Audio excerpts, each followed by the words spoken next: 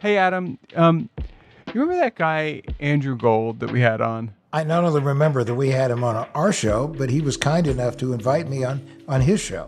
And he's got an awesome podcast. It's called On the Edge with Andrew Gold, which really will have you on the edge of your seat. He's a BBC journalist, right? Totally. And he's got some of the world's most extreme and controversial people on his show. And when I say there's something for every podcast fanatic here, I really mean that. He goes from asking a female morbid psychopath how she'd feel if he died in front of her in one episode, to talking to a man who was in a plane crash and had to eat his friends, to survive the next. Wow. Okay, so he doesn't really have any boundaries. No boundaries. So if I wanted to check this podcast out, what episode should I start with? Well, of course, you realize my first response would be the one with me. Oh, surprising. In addition to that, he interviewed Amanda Knox, and you remember her case. I do, yeah. And it was asking her what really happened the night of her roommate's murder. If you'd love to be a fly on the wall inside of some of the darkest minds around, including mine, Andrew Gold has you covered. We really like this show a lot. And I really liked it. I really liked being on it, and I loved when he was on our show. Anyway, check out On the Edge with Andrew Gold on Apple Podcasts, Spotify, or wherever you listen to podcasts. We'd like to recommend a podcast we think you'll like called Axios Today. It's a daily news show covering the biggest stories and why they matter. Every morning, host Nayal Abudu talks to Axios journalists around the country and experts around the world to give you what you need to know to start your day. Everything from politics to space to race and justice. All in just 10 minutes. Listen to Axios Today wherever you get your podcasts.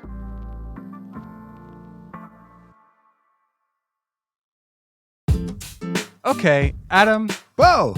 I got it. We're going to put Travis on a new task this week, and it's pretty simple. Travis, I think you'll enjoy it. I want you to create bots that automatically respond to right-wingers with preposterous and automatically respond to our side with indeed. And we're just going to do the indeed and preposterous bots. I'm on it. Give me a couple of days. Yep. Yeah, we should make stickers too, don't you think, Adam? Oh, at the very least. Yeah. In addition to the what the hack bear, we can have what the hack indeed and what the hack preposterous. It can be like a choose your own adventure. If you want a lie, go to page 5. If you want the truth, stay right here. Welcome to What the Hack, a show about hackers, scammers, and the people they go after. I'm Adam, cyber truth seeker. I'm Bo, cyber sibilant. And I'm Travis, cyber vitriol factory. And today we talk mis and disinformation online with Media Matters' Angelo Carusone.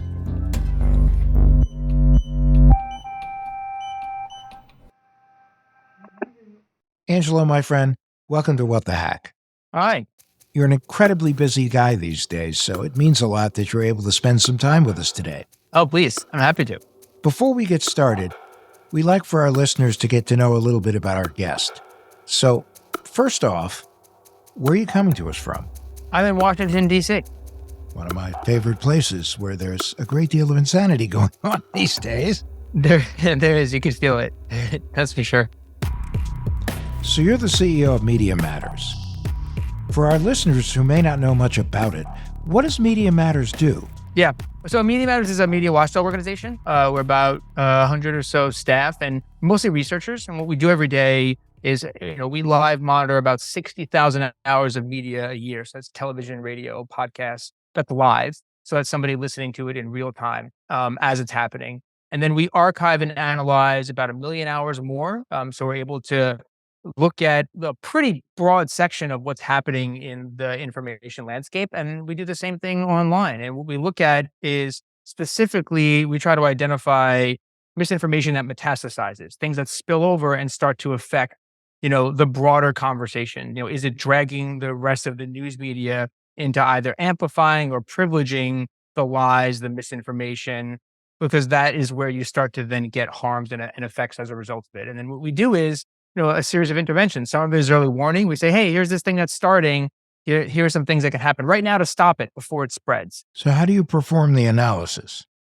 So it starts daily. I mean, we have most of it.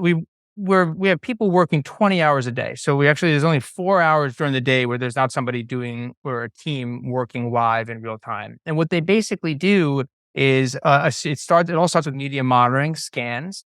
And what we try to look for are anomalies. So things that are weird. Hey, is this different? That's abnormal. Here's this. All of a sudden, if we're monitoring these message board communities, for example, we'll notice a spike in a very specific narrative. Oh, they're making this claim about this school in Ohio. That's weird. It's popping up on all these boards in a really short period of time. That's different. Does that suggest that somebody's trying to manufacture a new attack? Does that suggest that there's something organically happening? Is that disinformation? Is there some cheating and manipulation going on? But that's what it starts with. We look for either anomalies or we look for cross-pollination. Is there a new line of attack that's cutting across a few different sectors?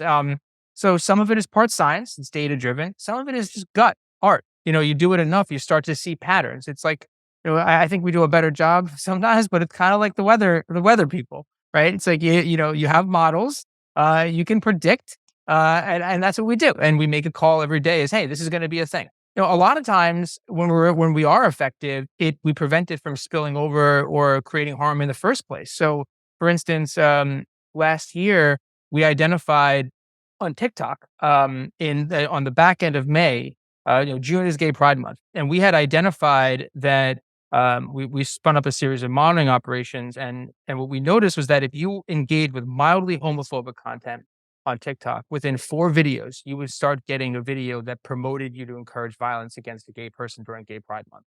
And so what they were trying to do was use the algorithm to connect them to potentially individuals that would be likely to commit violence against gay people. And what we did is then, because we identified that early, we went and scattered, found dozens of examples of sort of that seed material. And then we went to the platform and said, here are all these bad actors. Here's what they're planning to do leading into Gay Pride Month.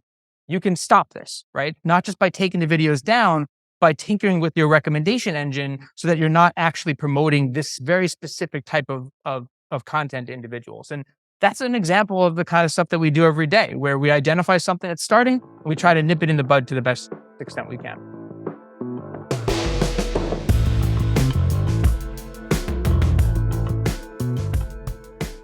Let's go back to the beginning. What inspired you to get involved in this area? Part of it was procrastination, and part of it was Glenn Beck.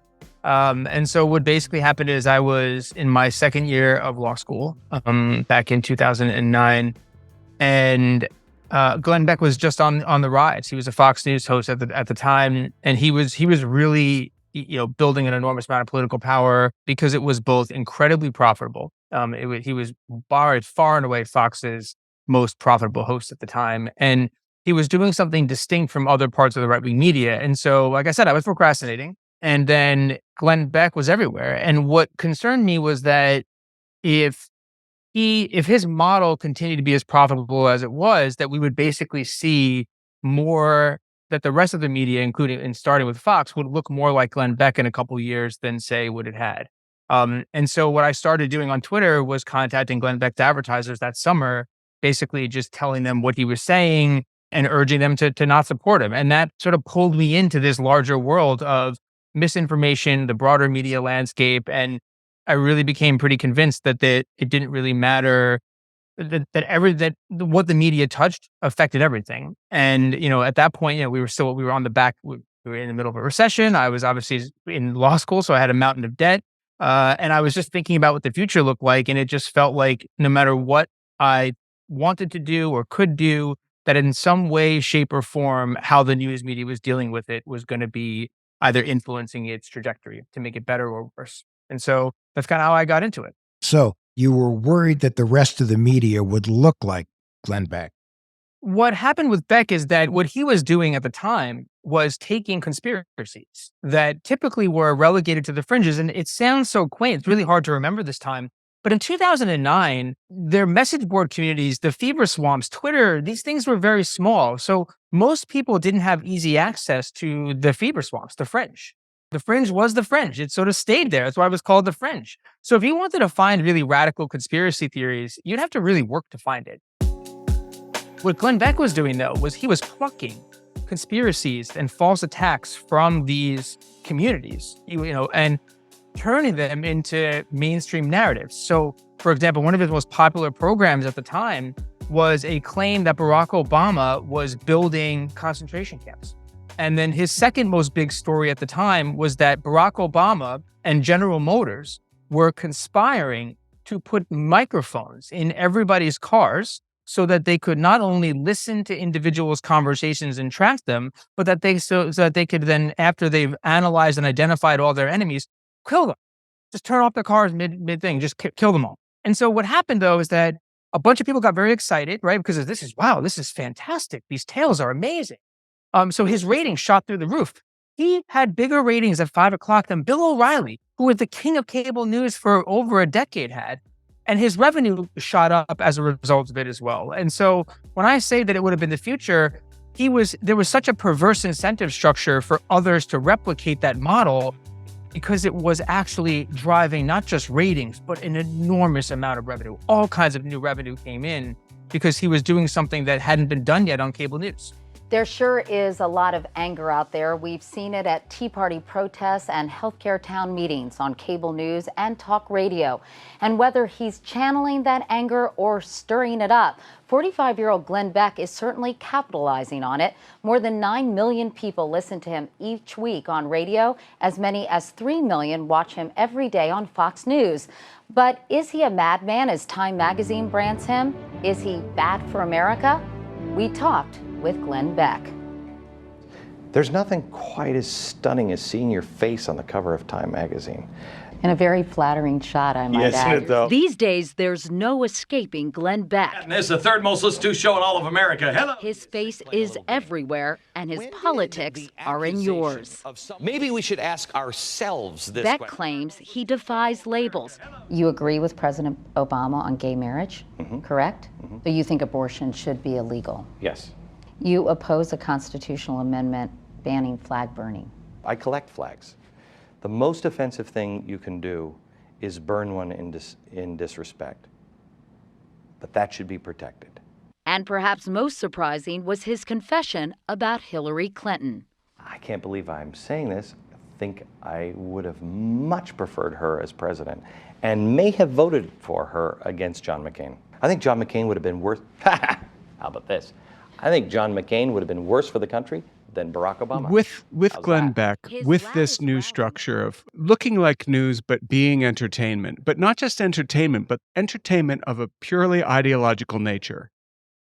How do you approach, what is the formula for approaching something that presents itself as news, but is actually opinion? One of the advantages, these things aren't happening in a vacuum. What makes right-wing misinformation so pernicious is that it has an echo chamber around it. What is the echo chamber you're referring to?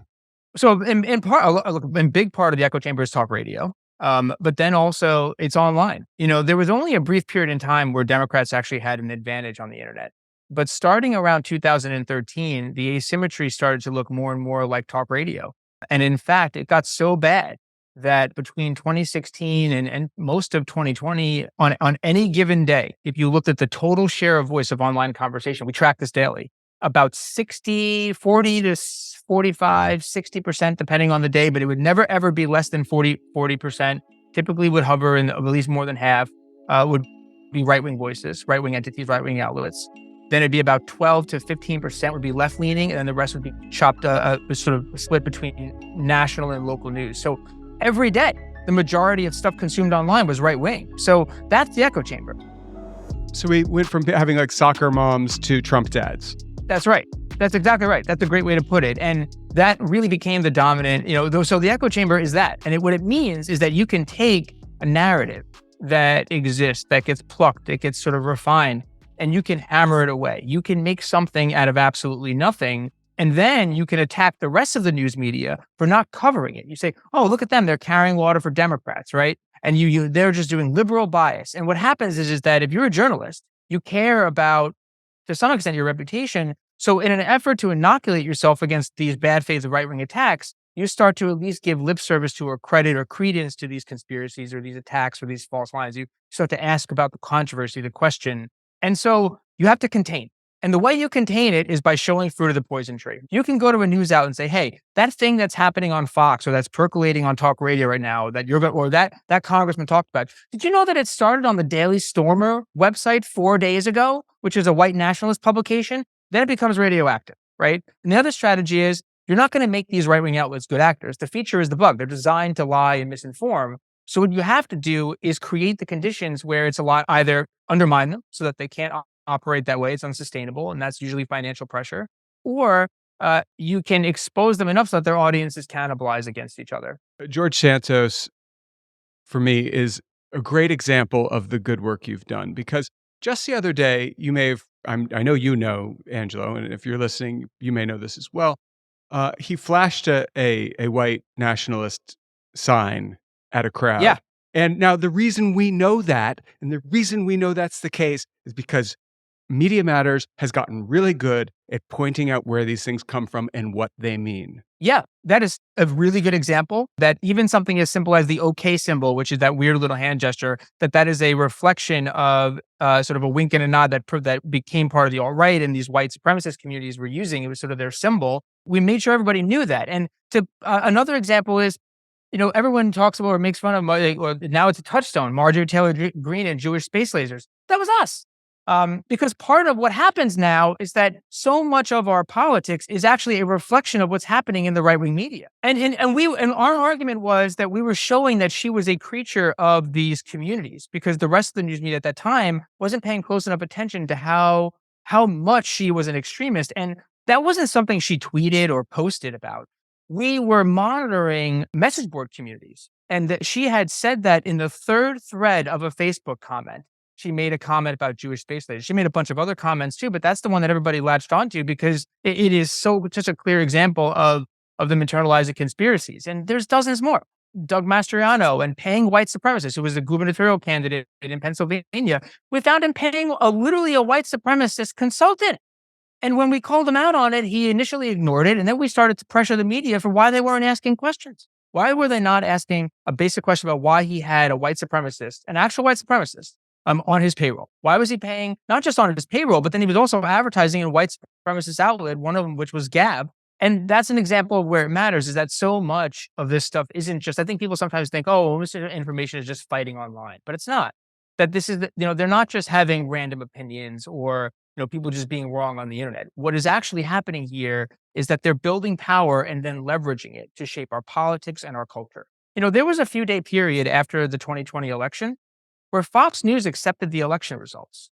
They didn't challenge the election. They didn't say that it was stolen. But then One American News was out there. And One American News was claiming that the voting machines were rigged. They were attacking Dominion. They were pumping it up with other conspiracies. The Trump campaign was amplifying the One American News segments. And within a short period of time, just a few days, they used One American News as a cudgel against the rest of the right-wing media. And all of a sudden, in mid-November, on a dime, Fox News went from accepting the election results to doing 774 segments over a 2-week period, explicitly attacking and calling it stolen. That is where the scaffolding for January 6th was built. It wasn't built in the fever swamps. It was built in that critical moment where Fox News went from accepting the results to not accepting the results. So that's what we try to do, is to mitigate those harms to the best extent we can.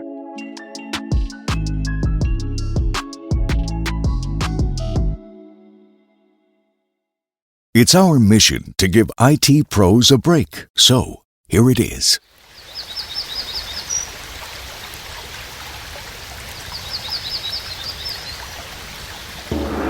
We wish it was longer, but to keep saving IT pros time and money, we only paid for a 30-second ad. From racks and PDUs to backup power, Eaton and Trip Light have joined forces to bring more sanity to your day every day. Visit eaton.com/audio today. Adam, you're a bald person. That's true. Travis, you're decidedly not a bald person. No, but it could still happen. Be happy. You have beautiful hair. I often think of it as like the hair they would put on a Pixar character. But I'm one of 42%. Listen, that's almost half of all men who have some sort of hair loss. I hear there are options available to help stop balding in its tracks. Well, the sooner a person starts, this is true, the better results you'll get. Roman offers clinically proven medication to help treat hair loss. That's what we're here to talk about. And you can do it in your home, right? Well, one of the nice things with Roman is that getting started is pretty simple. All you need to do is complete a free, and that is free, online visit. If medication is appropriate, Roman will ship it to you directly in discreet packaging with free 2-day shipping. It's sure better than standing in a pharmacy and having someone over the loudspeaker go, "We need help in the hair loss department." Does this stuff work? Research shows that 80% of men, give or take, who used prescription hair loss treatment had no further hair loss after 2 years. And let me tell you something. If your hair looks better, you'll feel better. Yeah, and right now, Roman has a special offer for our listeners. Use this link to get 20% off your first order. Just go to ro.co/hack today. ro.co/hack?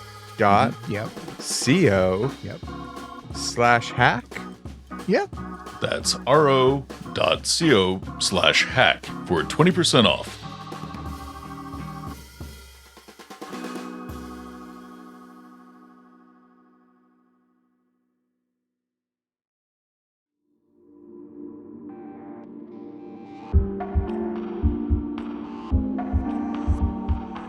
Have you guys done an analysis on where the cross line is of making money and making problems? Where, like, is there a profit motive in changing their opinion about the election, or is it ideological? So Fox, this is also one of the advantages of being in the right-wing media. Right-wing radio could be $20 billion in debt and somehow survive, right? I mean, Rush Limbaugh's bosses, and Sean Hannity, all those programs, they were $20 billion in the hole and yet still continued to operate. One of the things that happened when Glenn Beck was pushed off the air because of advertisers is that Roger Ailes, who was the boss of Fox News at the time, decided to rig the game.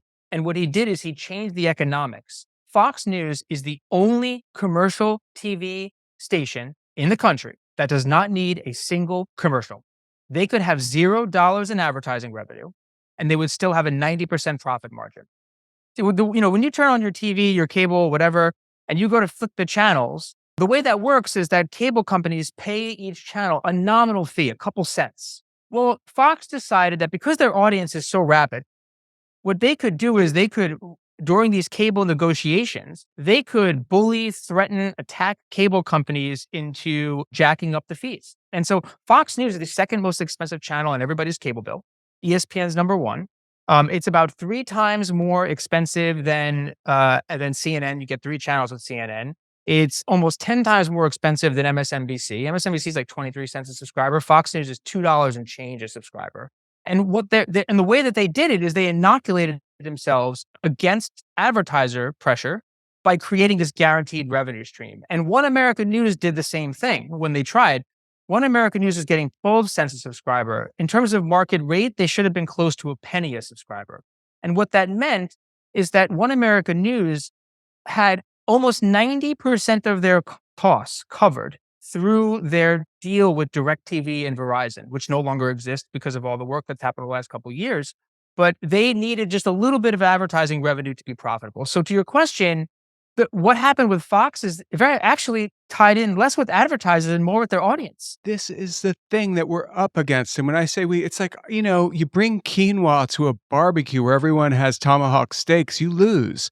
And it's true. And we're in a market where Fox actually has what their audience wants. And their audience wants what they have in the same way that people wanted cigarettes back in the day, because it's easy, it's salty, it's fatty, it's sweet, it hits all, it's got umami, it's got everything people want, but the truth, everything but the truth.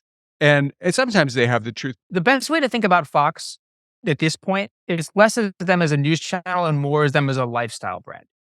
And I think that's kind of what you're getting to, is that it is so deep. It is an identity.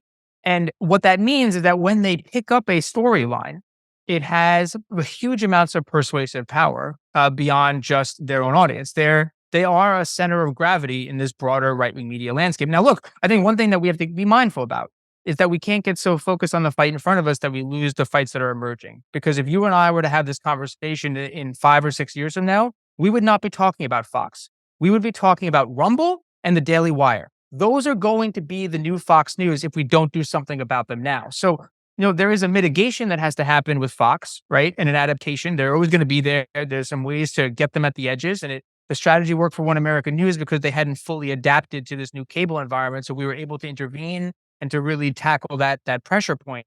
But I think that it's important to consider that the same playbook that happened with Fox back in the late 90s is being rerun again with Rumble and Daily Wire. And just to put a fine point on it, Rumble, which is a video platform alternative to YouTube, has $350 million cash on hand right now. It is the fastest growing internet site, period. Rumble has $350 million cash on hand right now. And what that means is they can invest in programming. They can invest in people. They just put, Donald Trump Jr. wants to launch a show. He goes to Rumble. They give him a couple $1 million. He's now got a show. They're doling out cash to creators.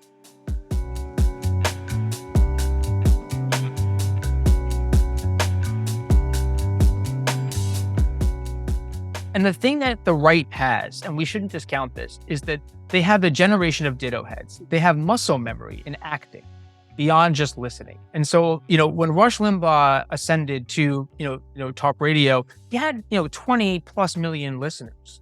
And what he was saying every day was his audience understood this idea. They called themselves ditto heads because they wouldn't just listen. They would then go out and amplify and echo the things that he was saying on air. They would tell their friends, they would engage with it in social networks. That's why they call themselves ditto heads. And what that did, though, was build a generation where people really understood that you're a part of consuming this information also meant that you gave some kind of action on top of it. And so they have this muscle memory to act. That's how Alex Jones is able to survive, is that his audience understands that when you buy his powder that takes the estrogen out of the water to make you more manly, which is one of the things that he sells, one of my more favorite products that he sells. I think it's hilarious. Is that you're doing it not just to get the estrogen out of your system, but you're doing it because you're also supporting Alex Jones. That's how I got this beard. That's how I got this big beard.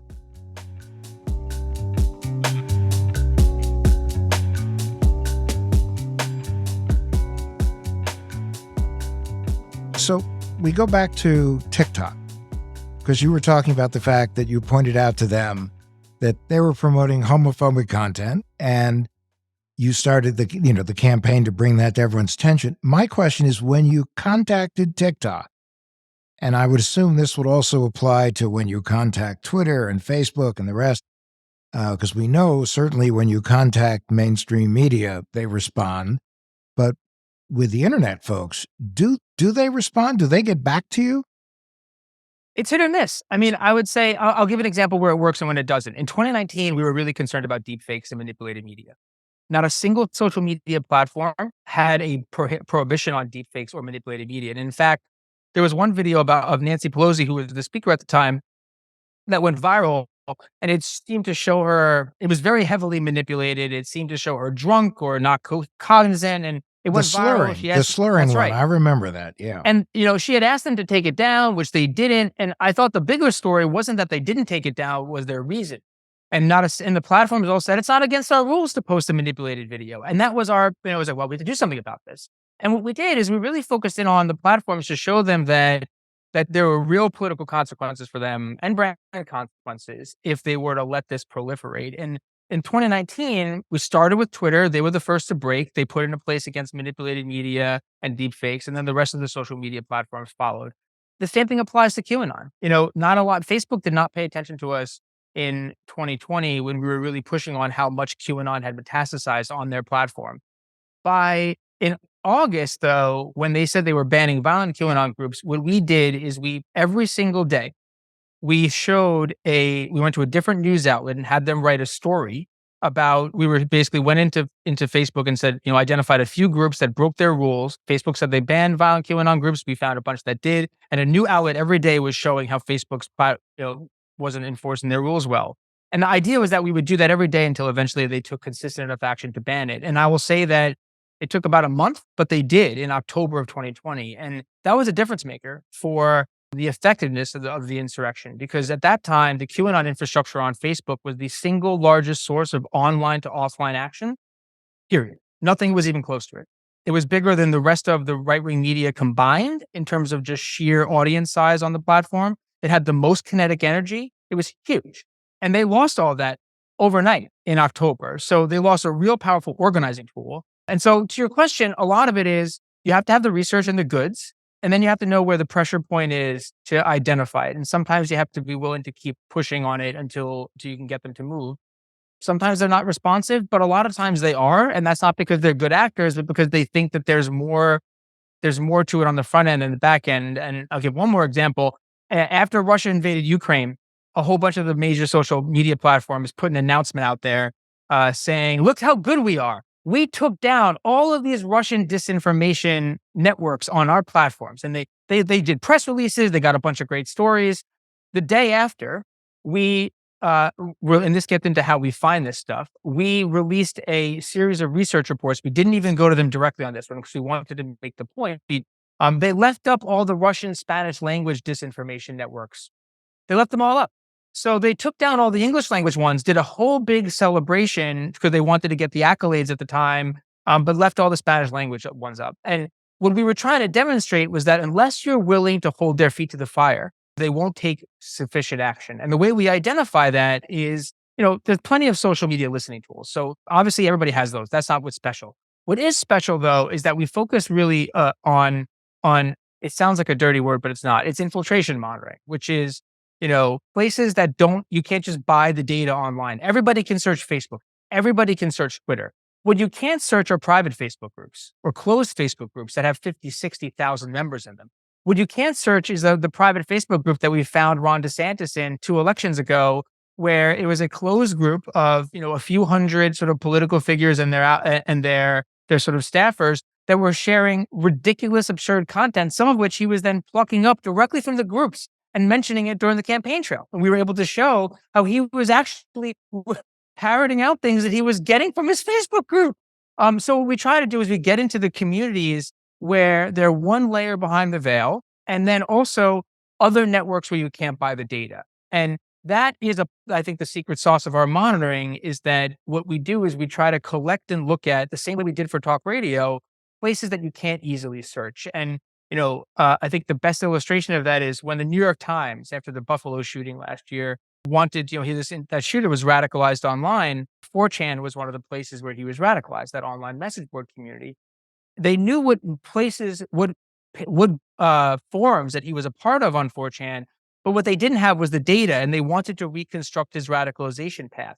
And what they did is they gave us a period of time, and the groups, because we collect all this, we were able to give them 10,000 messages of the communities that he was a part of over his radicalization timeline, so that they could recreate his own experience of being radicalized. So that's because we have the resource. And so how do we track it? We look at the places that are not easily searchable and accessible, because those are the nexus points, or the places where these things germinate and incubate. And that helps us either get early detection, or alternatively, it helps us identify when false narratives are beginning to cross-pollinate. And that's how we sort of sift out where we need to intervene.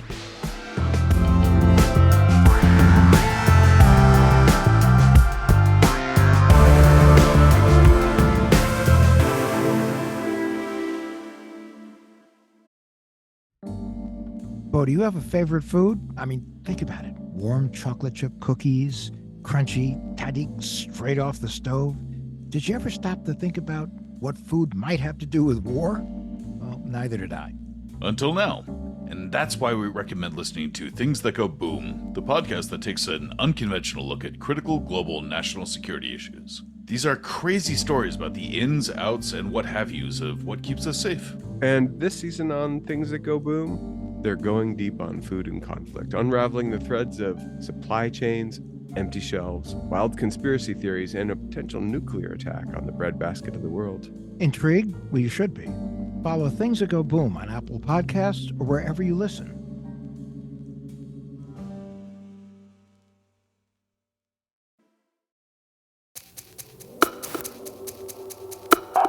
One thing I'm wondering about is obviously there's a lot of misinformation across a whole lot of different social networks. Is there one specific platform that you can point to that's most effective for misinformation? Oh boy. So I will say that, and I think this is where it's a great loss. In terms of effective, that's tough. In terms of being a vanguard, though, was Twitter. Twitter was a vanguard when it came to addressing mis and disinformation, and that for a variety of reasons. It's smaller than other platforms. Their audience is heavily centered around decision makers, brand conscious individuals like celebrities. There are more reporters there. And that didn't mean they were necessarily good, but what it meant is that they were more forward thinking than the other platforms. And what that meant is that they could take action against things first. And you could use that as a demonstration to pressure other social networks. Twitter did that. And when January 6th happened, and before that, and the deplatforming of certain people whose names don't need to be mentioned because they hurt my mouth. And, but when that happened, it got decentralized. And you found these private groups on Telegram and Signal and Rumble, different places where people could go and have conversations. You have moles. Do they ever get discovered? No. We have a really good system for doing it, and we've not been busted yet. And no, we have not. And it's a fine line. I mean, I think that it's what we don't do is we don't engage or pollute the stream even more, and that's something that's obviously challenging. But it's important for research purposes because it helps identify attacks or when things are coming around the bend or where you need to put time, attention, and resources. And, what I would say about the atomization that you referenced, which is when things sort of scattered, there's something to that.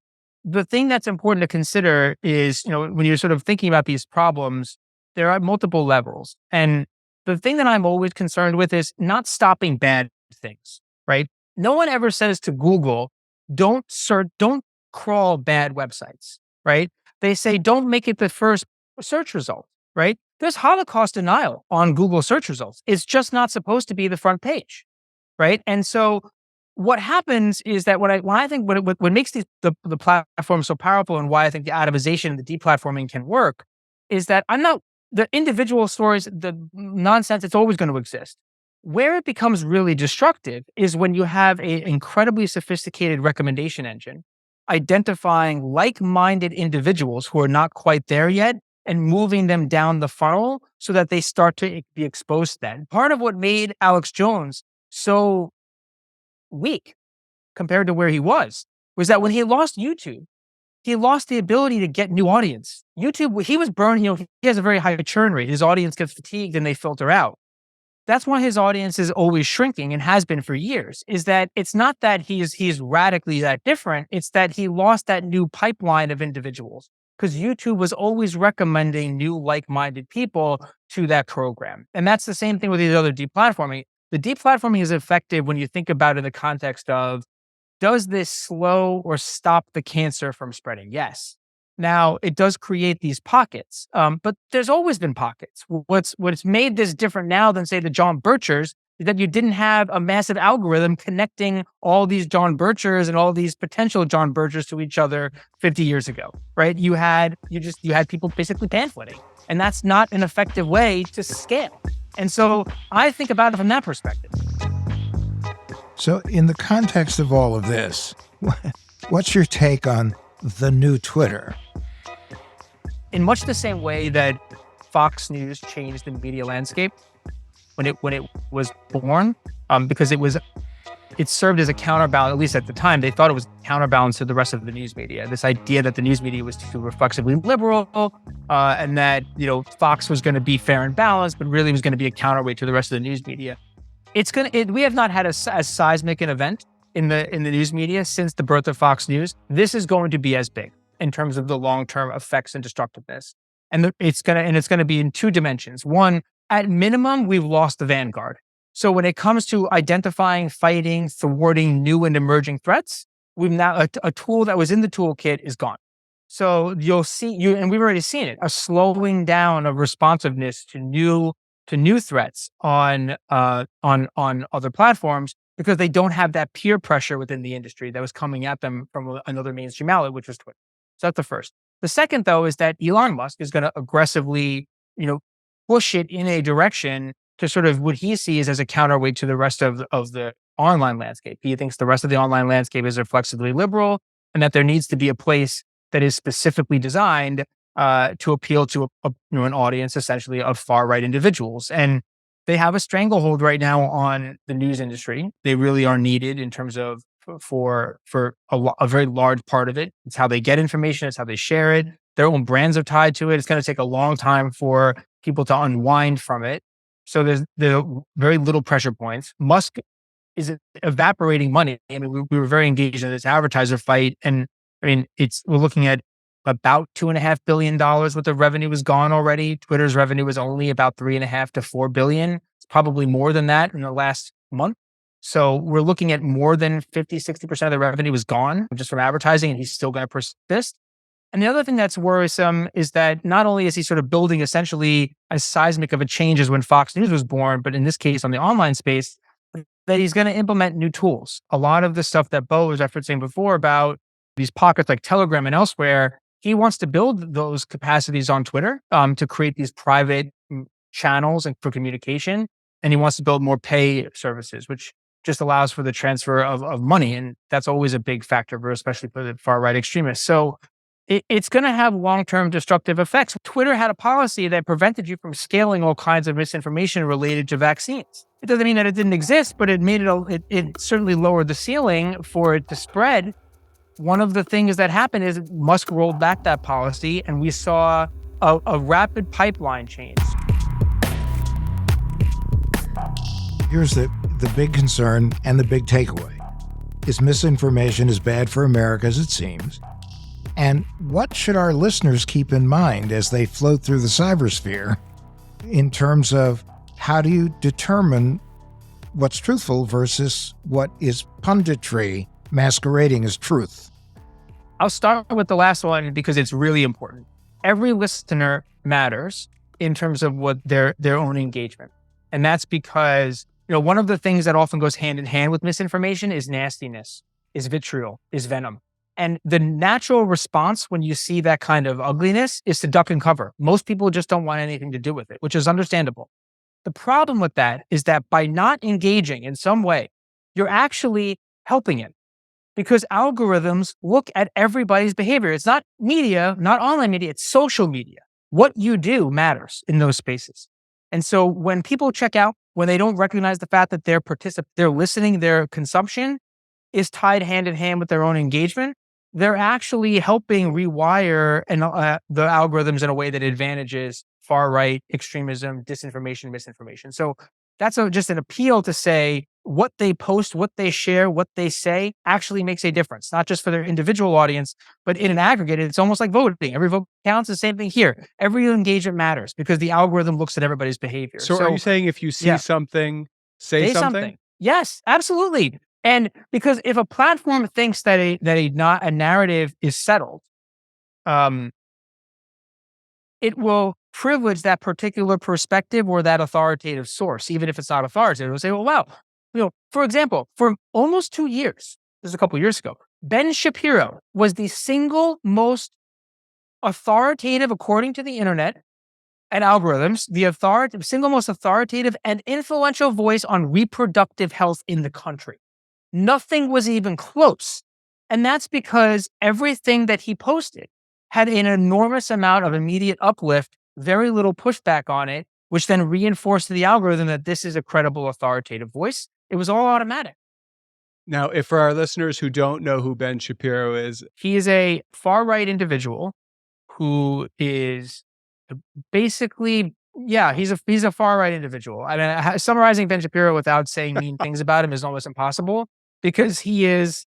I try not to say nasty things about him, even if they deserve it. But Ben Shapiro is just sort of an odious right-wing character that really, really, really hates gay people, and for the most part doesn't really believe that women should not only have decisional authority, but really shouldn't have equality. He's pretty vocal and pretty vicious about that. He's also dumb. He's treated as a smart person because he sounds smart and because he plays the violin. Somehow he's supposed to be a savant, but a lot of the things he says are just genuinely dumb.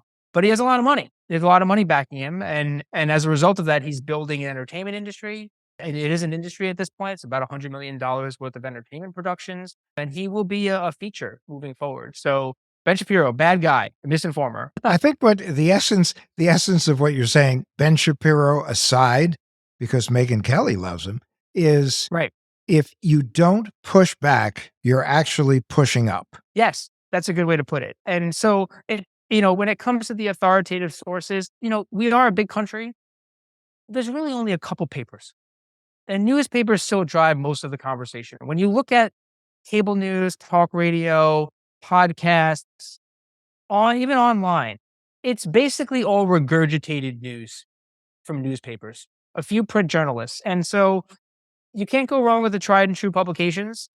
Local news, unless it's Sinclair, is probably going to be pretty solid as well. People should just be careful and not just reflexively push on something. I mean, push something, especially if it sounds too good, but to be cautious. And I would just say that individuals' participation is what matters more than anything. And if it's something is truly incredulous or ridiculous, it definitely helps to make sure that that's noted because it programs the algorithm. And I think not enough people really realize how much their own behavior is shaping the conditions around all of us. The right wing certainly understands that. They sort of have this amplification imperative built into their muscle memory, but we don't. And we really do need to build that muscle memory up because it really will make a big difference. Well, you're 1,000% right. But the other issue, too, with a lot of people is that they're worried that if they do push back, they could be putting themselves in the crosshairs of somebody. And they don't want to engage in that way because they're afraid that they could make themselves a target. Anyway. Yes. Angelo, bottom line, it's good to fight. And thank you so much for leading the fight in this area. Thank you. We loved having you, and your insights are golden. I appreciate it. Thanks for having me on. So great to see you, Angelo. Likewise. Yeah, thank you.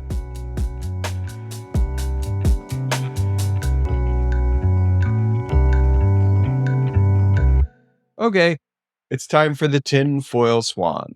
Our paranoid takeaway to keep you safe online. So what do you want to talk about today?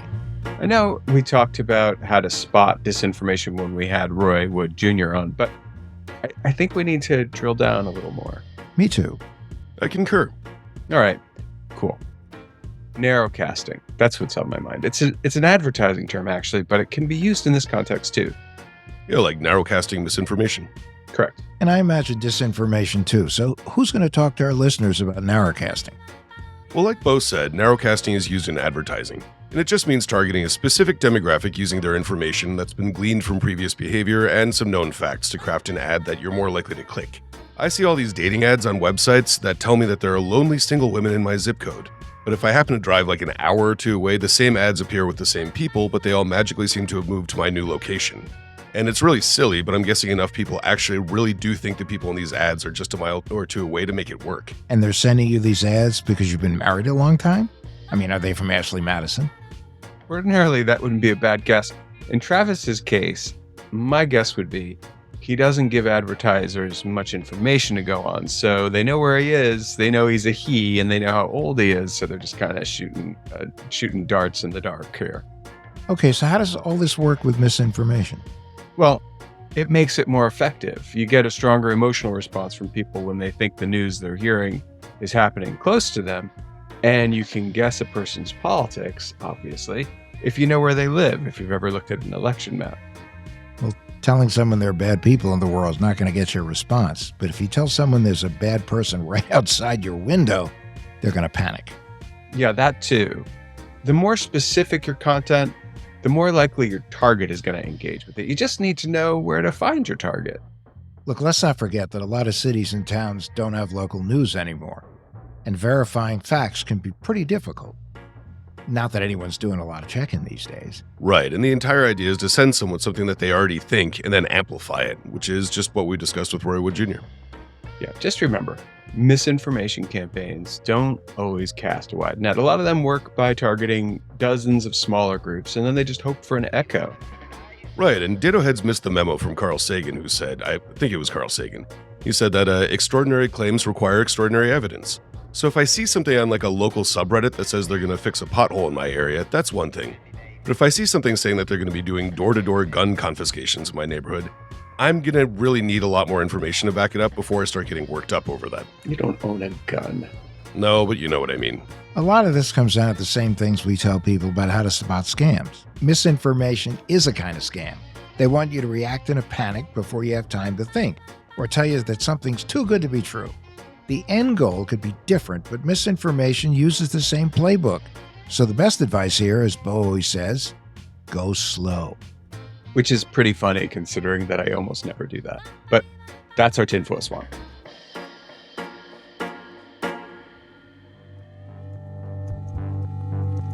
What the Heck with Adam Levin is available wherever you get your podcasts. If you like it, consider rating us on your favorite podcast service or writing a review. It really helps people find the show and makes me so happy.